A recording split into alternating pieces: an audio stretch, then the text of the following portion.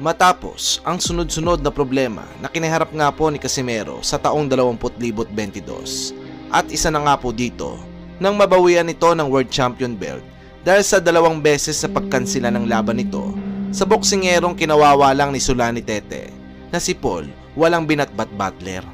Dahil nga dito ay nahirapan na nga makakuha ng bigati na laban ang pambato natin na si Cuadro Alas. Sabi nga po ng mga haters ni Casimero, nangunguna na nga dyan si Silver Boy Spetchay, ay puro tricycle driver at magtataho na lamang daw ang makakalaban nitong si Janriel Casimero. Pati na rin daw ang pinapangarap nitong makalaban ang The Monster ng Japan na si Naoya Inoue ay tila ba naglaho na rin dahil sa mga problemang kinaharap nga ni Casimero. Bagamat mabigat at masaklap ang nangyari sa mga nakalipas na buwan dito kay Casimero, ay di pa rin talaga natin mapagkakaila na kahit sino pa mang ipis, lamok, surot at kung ano-ano pang insekto ang makasagupa ng pambansang angas ng Pinasalona ay talaga namang inaabangan nito ng buong mundo dahil nga sa karismang tinataglay nitong si Janriel Casimero. Tulad na lamang ng naging laban nito bago matapos ang taong 2022 sa kababayan ni Inoue na Japanese din.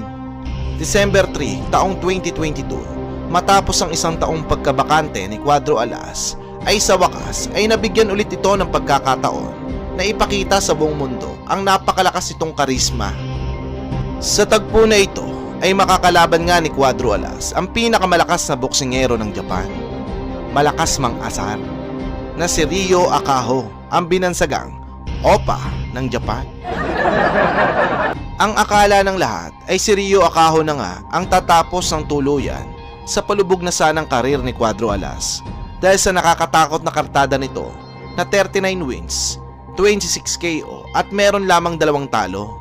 May mga chismis din kasing kumakalat noon na 3 beses nga daw nitong winasak si Naoya Inoue sa naging sparring ng dalawa. Sa madaling salita, no match daw si Inoue dito mga master. Kaya naman, ang mga hombre at burikat ay sinasabing bugbog lamang daw ang aabutin ni Cuadro Alas dito kay Ryo Akaho. Syempre, di tayo agad naniwala doon mga master dahil alam naman natin na hindi tao si Cuadro Alas, alien si Cuadro Alas, kaya mahirap talunin. At eto na nga mga master, sa mismong laban, pormahan pa lang ni Akaho ay mukhang malakas talaga. Pormang Hokage mga master, samahan mo pa ng malabato-batong pagmumuka at matapang na pagmumuka, ay aakalain mo talagang kahit alien itong si Casimero ay hindi ito uubra dito kay Akaho. Sa round 1 pa lang mga master, sa sobrang takot nga ni Casimero dito kay Akaho ay gusto na nga agad nitong tapusin ang laban. Malalakas at malulutong na banat na agad ang pinapamala si Cuadro Alas.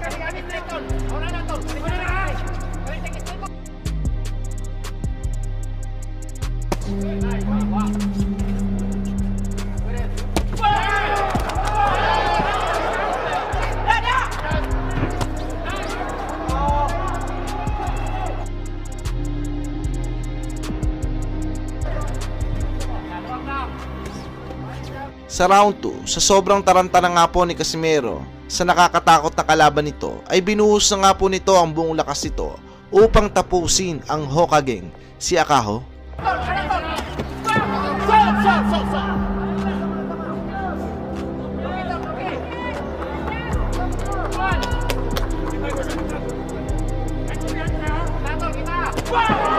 Ngunit wala pang isang minutong nakakalipas sa round 2 mga master. Sa sobrang tindi nga po ni Akaho ay napabaksak nga po nito si Casimero nang hindi man lang tinatamaan ng suntok. Ito ay dahil nga po sa observation haki ni Akaho. Sa tindi nga po ng referee na ito ay nakita nito ang hangin na tumama kay Cuadro Alas, kaya naman agad itong binilangan ng matinding referee na ito. Dahil nga po sa ginawa ng referee kay Casimero, dito ay lumabas na nga po ang pagiging totoong alien ni Casimero. Tinadtad po nito ng malalakas sa suntok ang lukulukong si Akaho hanggang sa magmukhang ulol na unggoy na po ito na di malaman kung papaano tatakbo sa mala intergalactic na mga suntok ni Cuadro Alas.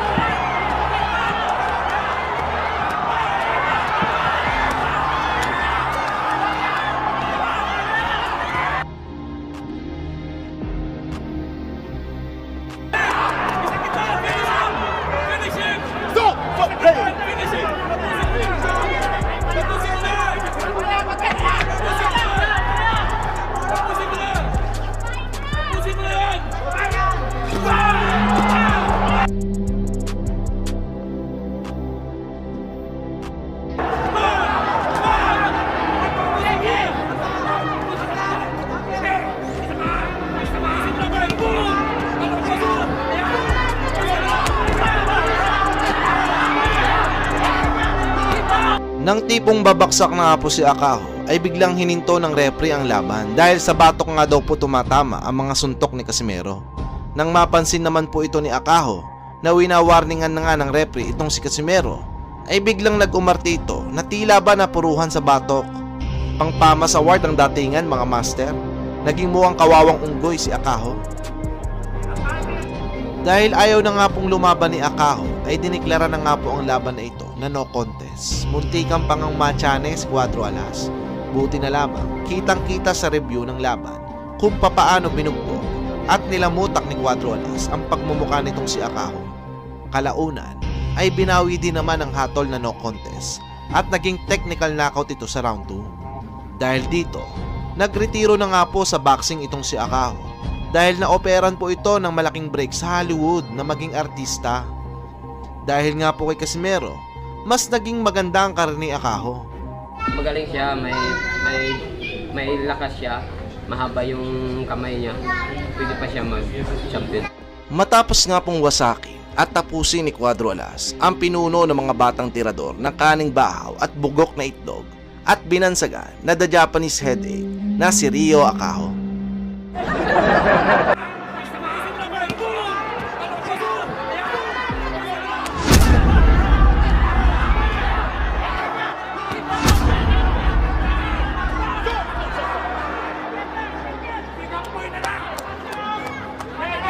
Dahil nga po dito ay muling kuminang at pinag-usapan muli sa mundo ng palakasan ang angas ng Pinas, John Riel Casimero, ang nag-iisang boksingerong may muscle sa muka dahil sa kunat ng pagmumukha nito.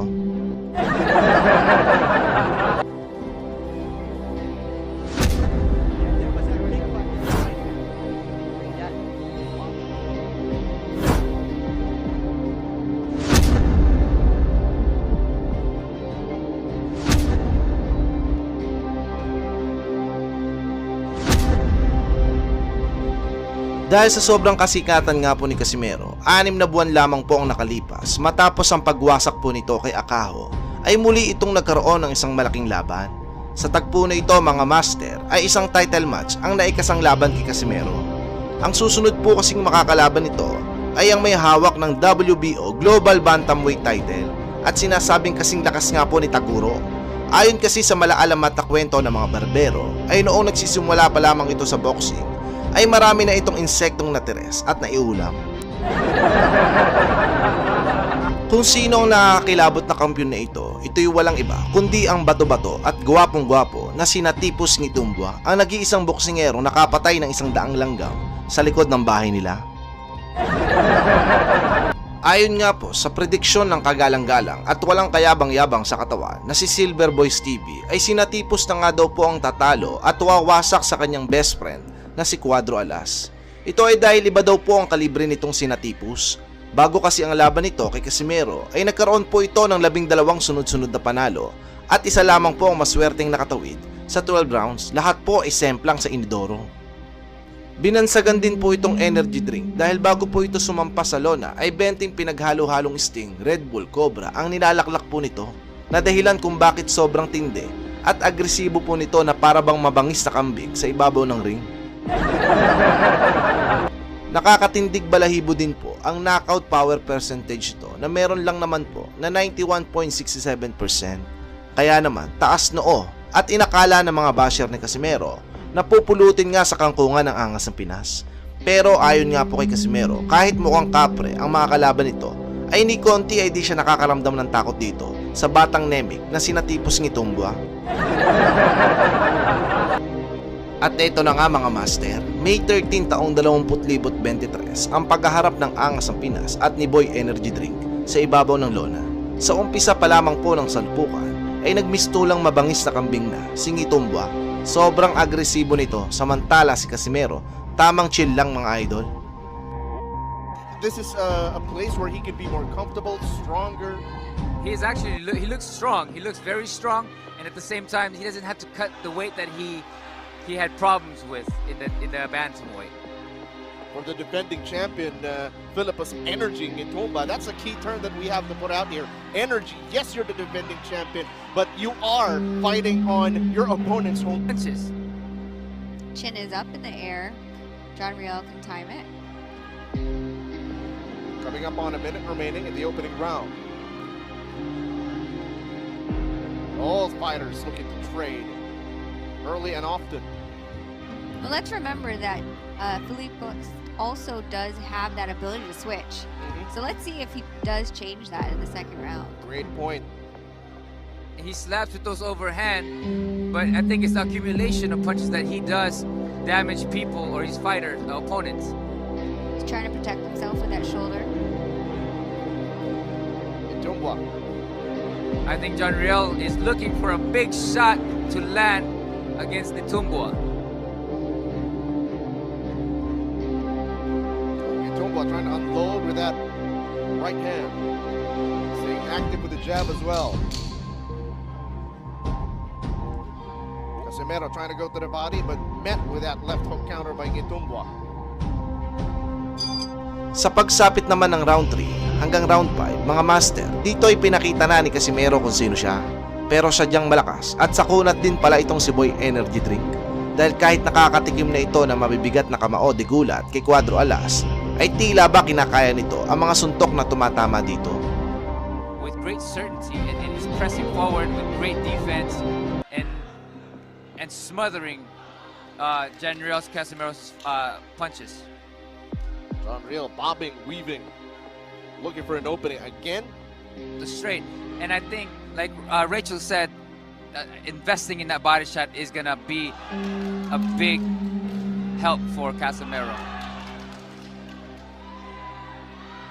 But John Riel, He's ranging him. He's finding that distance so he can throw and unload that right overhand. oh, look at some. Yes, Ngitumbua is having a little bit of fun with the crowd and more concerned with the crowd than circling around the ring, bobbing and weaving. And using those jab behind to throw those big shots. Again, body shots and Oh, nice Nice shot. overhand. overhand. Yes. That's exactly what Casimero has been waiting for.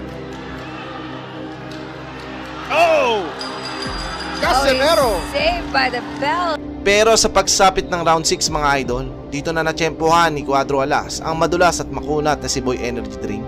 Muntik nang maputol ang ulo ni Ngitumbua sa lakas ng counter left hook na pinakawala ni Casimero. Parang nahilong unggoy si Tipus sa kinain na suntok sa Pinoy. When you put in all that work in that round and they get away with the... Oh! John Real He went out. hits Tumba. Tumba is Hit down Tumba on the down. mat, getting counted. His legs are wobbling. Is he gonna come towards the ref? And the defending champion has been knocked down. They're Casimero. allowing it to go. Casimero going in for the kill. Casimero going for the kill. He's trying to get the distance to be able to hit him. Tumba was out. Tumba's covering up, trying to hit him with that. He's trying to save right now by holding John Real Casimero. He's wobbly. He's wobbly, Nonito. He's just one punch away. Just one punch away. I think an uppercut will do this one. John Real just needs to get that distance to be able to fire his shot. Oh, look at him. Look at him. He's Almost reaching. out on his feet. Almost out on his feet. He's reaching in to try to clinch John Real from hitting him. He tries to get a left hook in, and the barrage of punches that John Real is throwing. The champion just swinging for dear life. His right leg is out. It's barely bending. He is just a punch away, and he has no more power. Pinilit naman na makabawi ni Natipos sa mga sumunod na rounds, ngunit sa huli ay tinanghal pa rin na panalo si pambansang angas ng Pinas via unanimous decision. Maluwag naman itong tinanggap ni Tumba, napayakap na lang ito kay Cuadrolas at napaiyak na lamang ito sa sama ng loob. Ito ay dahil 5 taon palang pinaghandaan at tinintay nito ang laban sa kababayan natin si Casimero. Ngunit sa huli ay nasayang lang ang paghahanda nito. John Real Casimero. The last time he was in the UK, he beat Charlie Edwards. He knocked him out. He'll be looking to knock you out as well. What are you going to do to stop him? I'm gonna break him. Matapos, wasakin at patalsikin ni Casimero ang mouthpiece ng mayabang na Meksikano na si Cesar Ramirez at ma-retain nito ang WBO interim title belt nito. Reliable right. Were gone. I was actually looking for a body shot to end it. But you know the situation presented itself. Makalipas lamang ang 3 buwan, taong 2019, ay sa wakas ay nakaharap na ni Cuadrolas ang kilabot at iniiwasan noon sa bantamweight division dahil sa matinding boxing skills nito at physical strength ng mga kamao nito. Ito'y walang iba kundi ang South African superstar at knockout artist at may hawak noon ng WBO World Bantamweight Champion na si Solani The Last Boy Tete. Sa mga di po nakakaalam, bago pa man ito makalaban ni Cuadrolas, bukod sa Japanese superstar na si Naoya Inoue, ay isa si Solani Tete sa talaga namang most avoiding fighter noon sa 118 pounds bantamweight division.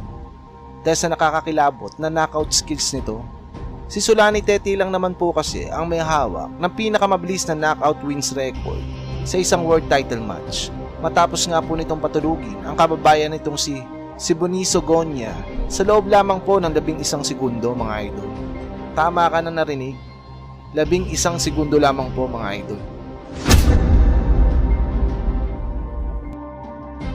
At alam nyo ba, mga idol, ay 5 Pinoy na po ang tinalo at winasak ni Tete sa ibabaw ng lona.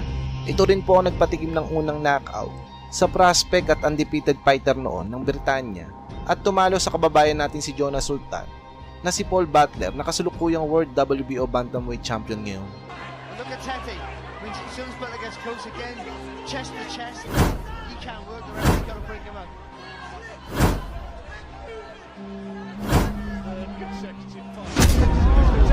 What a great shot, and that is it.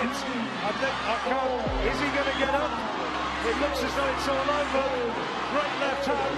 Butler doesn't really know where it is, and it's all over. Put the jab in his face. Look at that. He didn't put the jab in his face. He feinted the jab. He threw that 3/4 jab. Looks like he's going to throw the jab. That's it. Beautiful. That is Julian Jackson, Bomber Graham. Stephen Smith. That's world class. That's a world. Kaya naman, sobrang taas ang kumpiyansa ng Aprikano na madali lamang nitong matatalo si Casimero.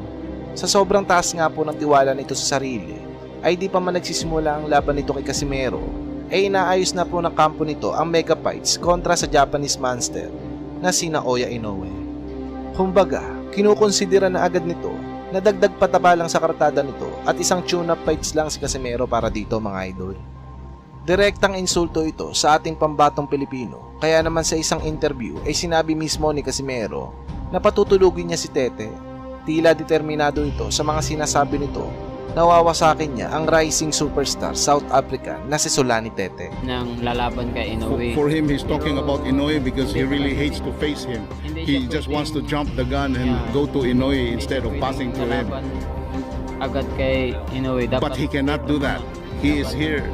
He believes he is here to upset in that plan of fighting Inoue. Nangarap na siya na lalaban kay Inoue. He's already dreaming of Inoue when in fact he has to really deal with reality. John Real Casimero. Dito sa akin lalaban, dito siya mababagsak. At eto na nga po mga idol, sa mismong laban, round 1 pa lang ay makikita mo na sa ating pambato na si Cuadro Alas ang determinasyong manalo at mapabaksak ang South African Superstar Champion. Naging sobrang maingat ito sa bawat galaw niya at sobrang kalkulado ang bawat suntok na binibitawan. Dahil alam din kasi nito na isang pagkakamali lamang niya ay maaari siyang mapabaksak ng African Superstar. Dahil hindi rin ito basta-basta. Sa laban na ito ay makikita mo ang mataas na ring IQ ni Cuadro Alas. Shortening the gap. Only weighed 8 stone 4 at the weigh-in. Comfortably made the 8-6 limit. That's the life's mysteries, John. He wants the brilliant Japanese fighter Naoya Inoue last October. And that was that sort of fight, wasn't it? He won by about 4 or 5 point margin, but he never really took any risks at all. No, Well, fairly quiet opening round. Bell just coming. Sa round 2 naman mga idol ay makikita mo nga na nagiging medyo agresibo na nga po dito ang African Champion. Nagbabato na ito ng mga malalakas sa patama kay Casimero. Tumatama naman ito kay Cuadro Alas. Ngunit tila babaliwala lang ito sa pambato nating makunat pa sa makunat.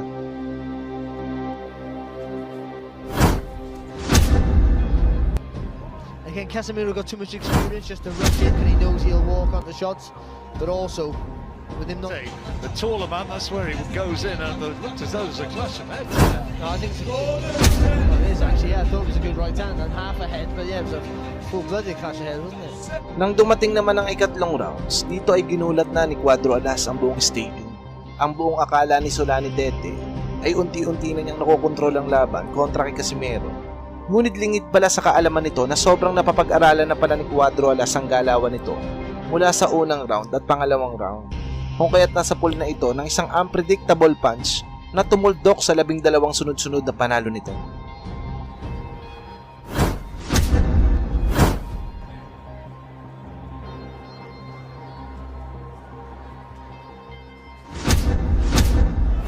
Oh, Casimero got him.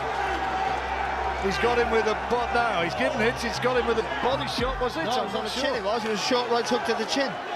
And he's in trouble. He's all over the place. He's in real trouble. Tete's in a lot of trouble. And the referee wants to look at him. He's allowing it to continue. But can Casimero take him out here? It happened so quickly. And he's still got a long way to go in this round. There's 1 minute 20 seconds. And Tete still looks unsteady. He's got to buy some time here and make Casimero miss. Casimero needs to pick his punches and he can't find a clean shot and he falls down. Nakatayo pa naman ito mga idol, ngunit bakas ang lala ng sinapit nito sa mga kamao ni Cuadro Alas. Kung kaya't wala nang inaksayang oras ang ating pambatong angas ng Pinas. Tuluyan na nga nitong nilusob ang may kahambugan na si Solani Tete na nagresulta sa pagpapatigil ng referee sa laban upang maiwasan ang grabeng pinsala sa galit na layon na si Cuadro Alas.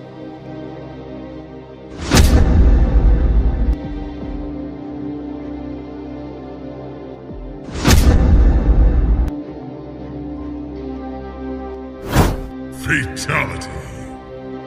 Dahil nga po sa panalo na iyon ay tinanghal nga po si John Real Casimero sa kasaysayan ng mga Pinoy boxer bilang isang 3-division world champion at ito na nga po ang naging world champion sa WBO Bantamweight Division. Mula naman sa kabilang banda mula kay Tete, matapos nga po ang pagkatalo na iyon kay Casimero ay bihira na nga po itong mabigyan ng isang malaking laban. Ang huling naging laban po nito ay December 12, 2021. Nanalo ito via knockout kontra kay Eddie Kayumba. Ito na ang naging huling laban nito hanggang sa ngayon.